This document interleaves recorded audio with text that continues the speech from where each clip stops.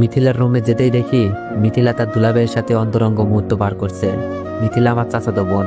মিথিলা প্রায় অর্ধউলঙ্গ, আর দুলাভাই শুধু শর্ট প্যান্ট। তাদের প্রেমলীলা দেখে আমি থমকে যাই। এটা দেখার জন্য মোটেও প্রস্তুত ছিলাম না আমি। আমি মিথিলাকে ভালোবাসি, এটা মোটামুটি বাড়ির সবাই জানে। এই কারণে যে কত মার খেয়েছি তার কোনো হিসাব নাই। আমাকে বরাবর বলে দিয়েছে মিথিলাকে নিজের বোনের মতো দেখার জন্য। আমি মিথিলাকে এমন অবস্থায় দেখে নিজের চোখকে বিশ্বাস করতে পারছিলাম না। ছি ছি মিথিলা, এইসব কি দেখছি? আর দুলাভাই আপনি কি করে পারলেন এটা করতে? আমার আওয়াজ শুনে যেন ওদের মাথায় আকাশ ভেঙে পড়ছে। দুলাভাই বলল, অনিক প্লিজ কাউকে বইল না, কাউকে বললে আমাদের মান সম্মান থাকবে না। উনি সুমি আপুর স্বামী, দেখতে স্মার্ট আর অনেক বড় চাকরি করে। সুমি আপু হলো মিথিলার বড় বোন। আপু সকালে তার বাচ্চাকে ডাক্তার দেখাতে গেছে, সাথে চাচিও গেছে। চাচা নাই, মারা গেছে 3 বছর হয়। আব্বুও 2 পরিবারের প্রধান।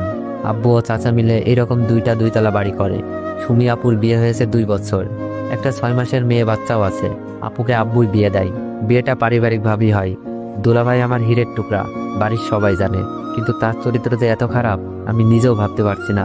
আর মিথিলা এটা কিভাবে করলো? মিথিলার মতো ভদ্র মেয়ে 3 গ্রাম খুঁজেও পাওয়া যাবে না।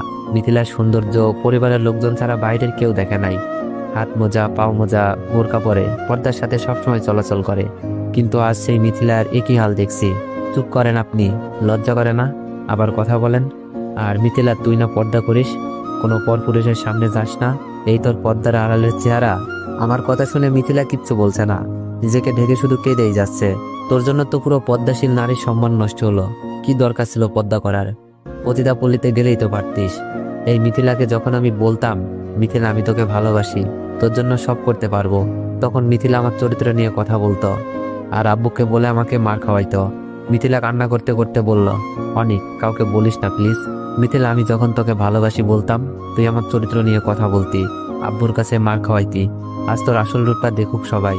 আর দুলা ভাই, আপনাকে আর কি বলবো।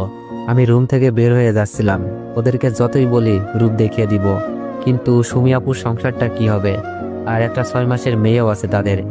আর মিথিলা তো আমার চাচাতো বোনও, যাকে আমি ভালোবাসি, তার সম্মান কি করে নষ্ট করি? দুলাভাই মাথা নিচু করে বসে আছে। আমি বললাম, দুলাভাই আপনি এখন এখানে বসে আছেন? আমার কথা শুনে দুলাভাই রুম থেকে বেরিয়ে যায়। আমি বললাম, মিথিলা, অন্তত তোর কাছ থেকে এটা আশা করি নাই, কাজটা কিন্তু বেশি ভালো করিস নাই। বলেই যখন রুম থেকে বের হতে যাব, দেখি দরজা আটকানো। মিথিলা চিল্লাতে শুরু করে দিছে, অনিক আমাকে ছেড়ে দে প্লিজ, আমার এত বড় সর্বনাশ করিস না, আমি তোকে ভাইয়ের মতোই ভাবি। অনিক না প্লিজ। মিথিলার কাণ্ডে আমি বাকরুদ্ধ। সেই সুযোগে মিথিলা ভিতর থেকে দরজা আটকিয়ে দিছে। আমি কথা বলতে পারছি না।